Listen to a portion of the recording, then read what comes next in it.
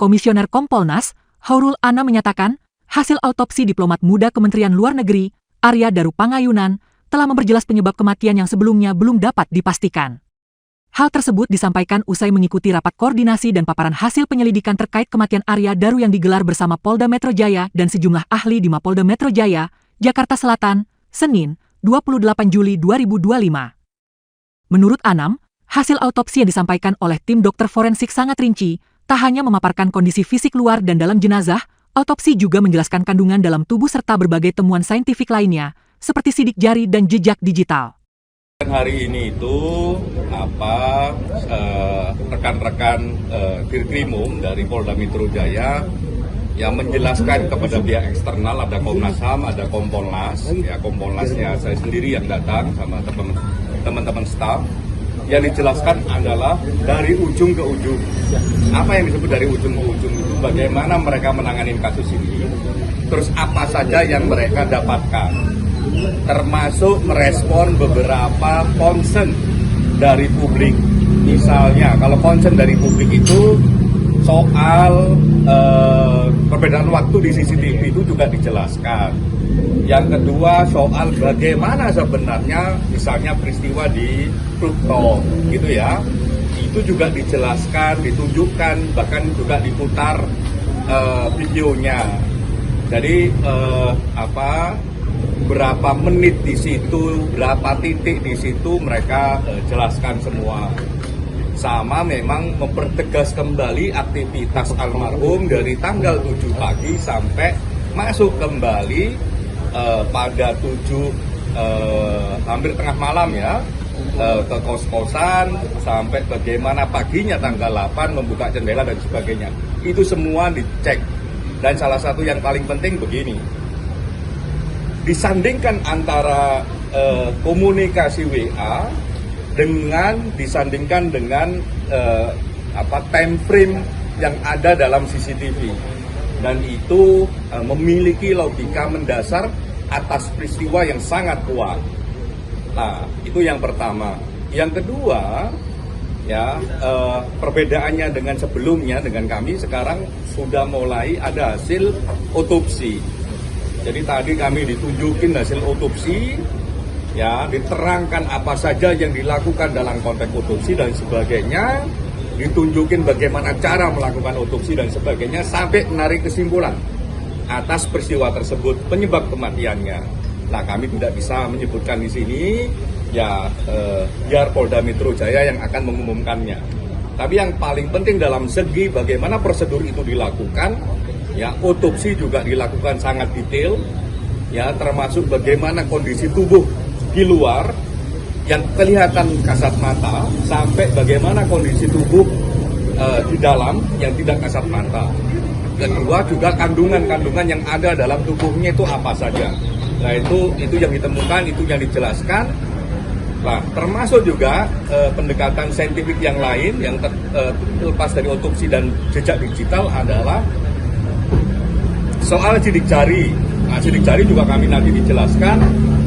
Posisi sidik jarinya di mana, ya cara ngambilnya bagaimana, perbandingannya kayak apa, kami tadi dijelasin cukup detail, makanya waktunya cukup panjang.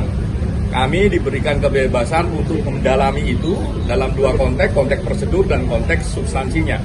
Nah kami melihat sampai sejauh ini proses yang dilakukan transparan dan akuntabel. Apalagi masih ada proses di atas yang sedang berjalan dan belum berakhir. Masih pendalaman yang sama. Pak, kan ini hasil lapornya sudah selesai dari kemarin dan juga ini hari ini sudah ada rapat anek begitu ya. Nah ini mengapa belum diumumkan kepada publik? Saya kira mengumumkan pada publik dan tidak publik itu tergantung Polda Metro Jaya. Tapi setelah tadi memberikan penjelasannya kan begini. Kenapa waktunya kok lama? Misalnya kemarin kan ada janji ini sepekan dan sebagainya, ini kelar dan sebagainya. Karena memang pada akhirnya yang ditelusuri sangat kompleks, sangat banyak.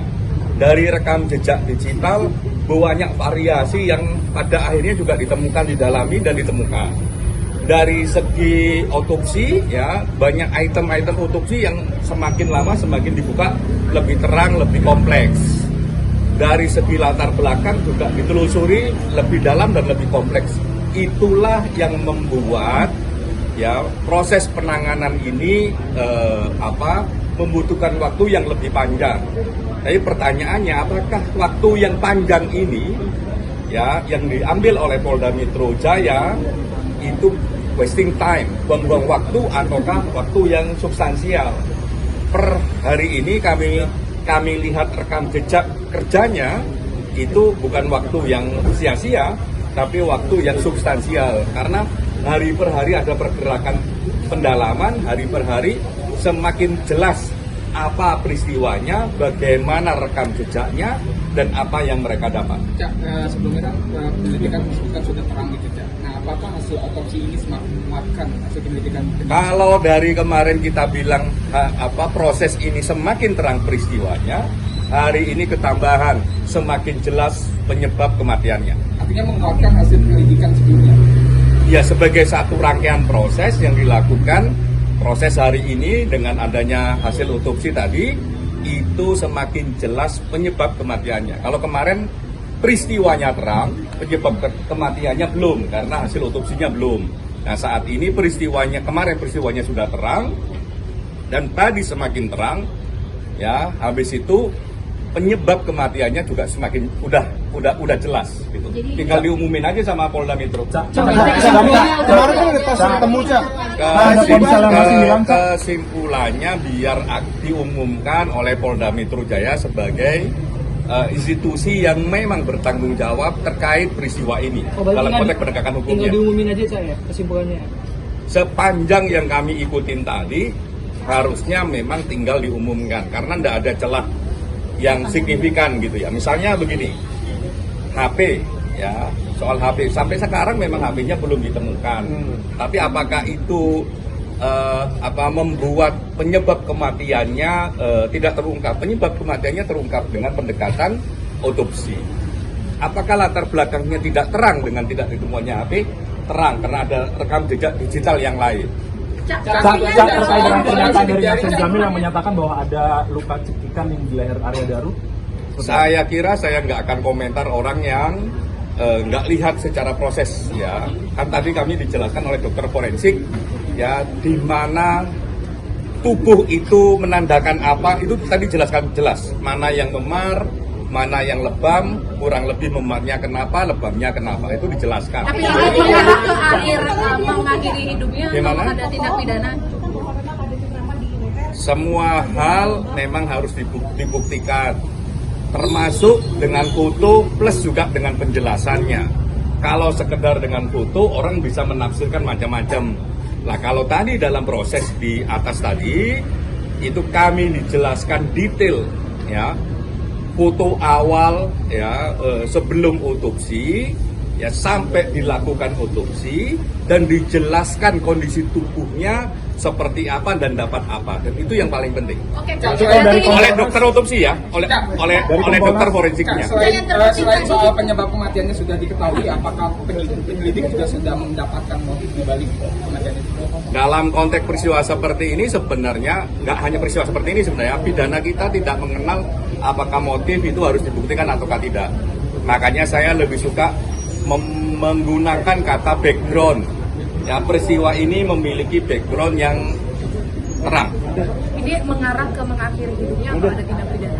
Biar Polda Metro Jaya besok mengumumkannya. Tadi dari apakah ditemukan tindak pidana atau tidak dari dalam pembahasan tadi? Besok Polda Metro Jaya akan mengumumkannya. Bagi kami yang paling penting ya, misalnya kayak tadi, oh ini kok ada foto yang beredar dan sebagainya, kayak ada luka di leher dan sebagainya, misalnya kayak begitu.